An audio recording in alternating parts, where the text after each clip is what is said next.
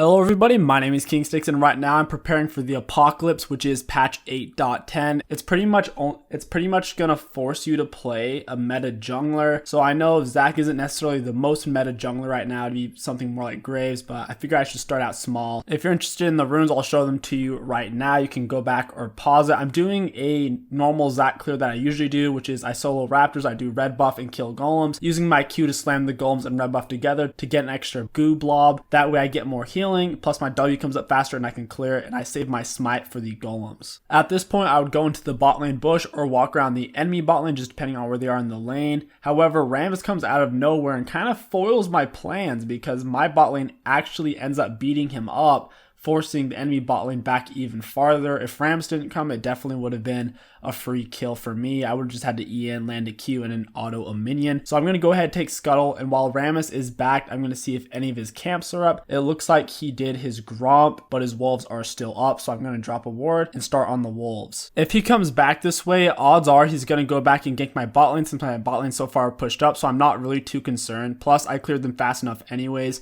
Sure enough, Rammus does come back bot because he's greedy. I know Rammus doesn't have any flash because earlier I saw him use it, so I go for the Draven instead, and I figured my teammates could get Rammus. We pick up the kill on Draven. Unfortunately, we don't have the damage to get the Rammus. Before we back off, I'm going to help my teammates push in the wave without trying to last hit any of the minions because I want my AD carry to get as much gold as possible. I'm going to come in for another gank. Draven's flash is down. I land on the Nami. I use my Q on her while she's still knocked up so she can't dodge it. Walk towards the Draven, slam them together, and honestly, Nami got Draven killed there. She should have ran away. When I first knocked her up, if she would have ran in the other direction, it would have made it much easier for her to get away because odds were Draven wasn't going to get away since he was so deep. But Nami was far enough back that if she would have ran initially when I knocked her up, she would have had a decent chance of surviving. Okay, it's lesson time. Whenever Blue and Gromp are up, to take it faster, you want to slam them together so you find a nice middle area where neither one of them will reset. This way you can use your W and your E on both of them. Plus, you can slam them together again and again whenever your Q comes back off a cooldown. Since I was doing this in Rammus' jungle, it put me in a nice spot to gank the enemies from behind. This is really good in the mid game once you have a lot of HP.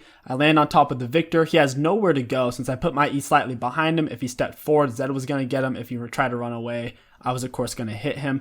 The enemies are coming in on me hot, so I'm just going to boop them away. They can't quite get on top of me now. Something about slamming two targets in front of you. Ooh.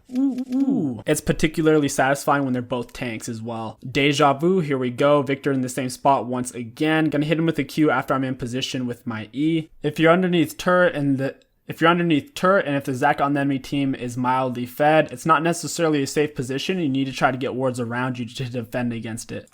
Bah! Rammus can't get me. I'm going to E over the wall. I could have taken Rammus with me, but I feel like Nami could have killed me with her damage, and then I would have been stuck on the other side of the wall respawning with my passive, and at that point I believe I just would have died. Here I was waiting for my E to come back up off a cooldown, and when I realized how much damage they were doing to Mundo because of Brand's Ignite, I decided to go in. I try to body block the Rammus Q, but he gets in on Brand too quickly. I couldn't quite stop him. Luckily, Varus' heals up. Now I'm just going to use my E to get behind the Nami. Really simple stuff. I would really like to be playing Rammus right now, but the thing is, Rammus is so weak after all of his repetitive nerfs on his kit, on his items, and tank runes in general, that whenever I feel Rammus, it's just not even satisfying. Even if I'm doing well because I'm smurfing, I don't feel like I can truly carry like he was able to before. Now he just feels like a simple support. And if I'm going to play support in the jungler, I would rather play something like an Ivern or a Nidalee. I'm over here minding my own business, walking, delaying a ward. I'm just trying to get away. Next thing I know, Victor's stepping up, trying to teach me a lesson, but he's the one who's going to be taught. I teabag him straight up and down. I don't want to move him away from Yasuo, otherwise Yasuo can't smack him very well. This Victor is a difficult student. We're going to be going in for round 2. Knock up. This time I am going to pull him back. I'm not just going to go up and down since he was under a turret. If your teammates are right on top of you and if the enemy isn't under a turret, I usually recommend just going straight up and down, teabagging it, because that way your teammates won't miss their spells. Because if you move your ultimate in a weird way, either forward or backwards, any skill shot teammate you have that preemptively uses their ability is probably going to miss it. In this last play, I was certain that my passive was up, so I was going to go and CC them, entice them to try to kill me, and then I figured my teammates could finish them off, but instead I was just the one who got finished off. And then the enemies decided to surrender because they knew they couldn't win. All in all, I'd say a pretty successful Zac game. I had a lot of fun with him, and I think I'll definitely be playing more of him as long as tanks don't keep getting nerfed. In this Jax jungle game, I did a different clear. I started with my bot lane on my blue buff to get the best leads possible. Then I did wolves into raptors because I wanted to get to scuttle as fast as possible. I'm playing against a Xin Zhao, and that matchup's a little bit tough for Jax in the early game, so I want to get scuttle control for an early game lead. Oh boy, but did Xin have a plan for me? He was just sitting there in the bush waiting. Fortunately, I do get out alive, and Malphite soon follows me, making a good recovery. That could have very easily gone much worse. We could have both died there with just a slight difference. For example, if I didn't land my stun on either one of them, we both probably would have died.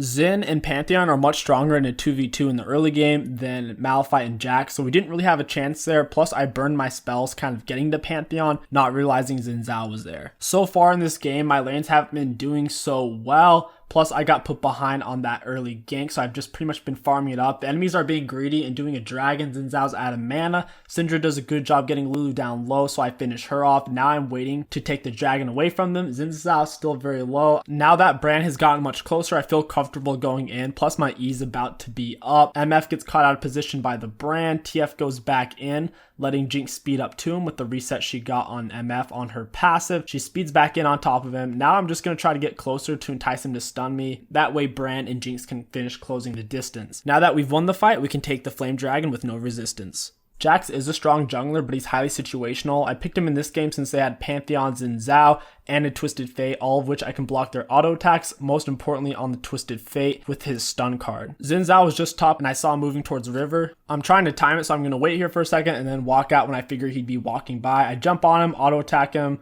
I didn't use my E. I'm not quite sure why I didn't there, but I guess it turned out because TF comes in and I'm going to run him down using my dash and stun. Syndra's going to back me up. Now Pantheon's in a really weird spot. Malphite knocks him out with his ultimate over the wall. Pantheon is left for dead while his teammates scramble trying to save their own lives. It's very difficult for TF to fight me because I can block his stun card, and like I said, I can block Xin Zhao's autos as well, so he can't knock me up either with this third auto attack knockup on his Q. They have no real way to kill me other than a full MF ult, so if they can manage to CC me with Pantheon stun and then MF ult me, I'll be in a big deal of trouble. I don't build Blood Razor on Jax jungle anymore because it falls off so hard. The only time I will go Blood Razor is if I can recognize from the very beginning that I won't be able to team fight with my team, in which case I'll just go ahead and go Blood Razor into something like a Rage Blade or a team at Rage Blade. That way I can just perma split push and no one can really match me after I get my Rage Blade stacks up on the minion wave or turret. But since Jax counters their team comp pretty hard, I figured I might as well go Cinderhulk and be more of a team fighting Jax. I still am going to be building Trinity Force and Titanic Hydra for its AoE damage and single target damage.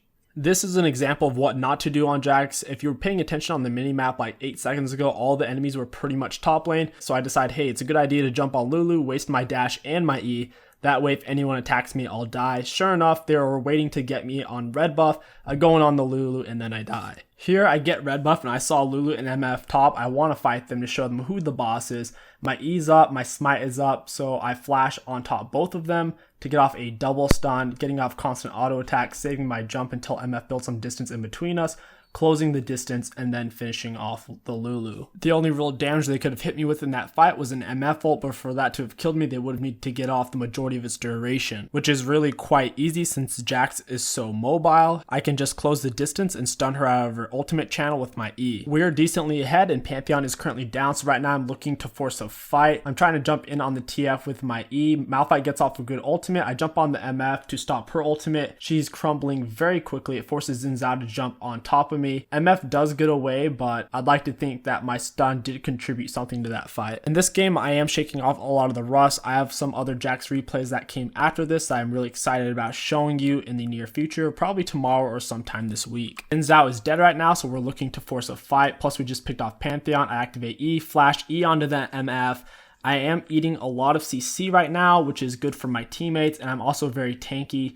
I don't die. I get my E up again, jump onto the Lulu. Me and Syndra just pretty much 2v3 there under turret. Ultimate helped out a lot whenever I did go in on there initially with my EQ and flash. I activated my ultimate, which made me take a lot less damage from the enemies and from their turret as well. One last thing I want to mention before this video ends is that Twitch jungle is strong, especially in lower and mid elo. However, he's a very high maintenance hyper carry. Granted, he's one of the best hyper carries in League of Legends, but he takes a lot of maintenance, which is why you typically see Twitch jungle mains play with a support player or with a tank player. Typically, not always, but those are typically yield the best results. Playing champions like Zac and Jax allows me to do a lot more solo queue and have much better results than doing solo queue with Twitch jungle. And that's gonna wrap it up. If you guys enjoyed this video and want to support the channel, don't forget to like, comment, and subscribe. It really does help out a lot. My name is KingStix. Thank you for watching, and I'll catch you guys next time.